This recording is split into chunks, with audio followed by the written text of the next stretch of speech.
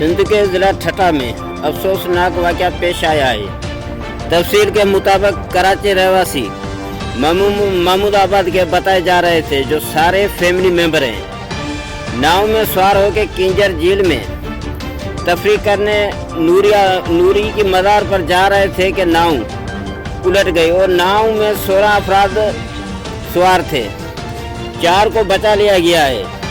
12 अफराद पानी में डूब के फौत हो गए हैं और 6 की लाश को निकाला गया है पानी से और 6 की अभी भी तलाश जारी है। फौत होने वालों में मर्द, औरतें और बच्चे शामिल हैं। सिंध के वज़ीर आला मुराद अली शाह किंजर वाक़े का नोटिस लेते हुए डिप्टी कमिश्नर ठट्टा से रिपोर्ट तलब कर ली है। Ghulam Mustafa Zohar, bureau chief, city 1 news, Sujawal.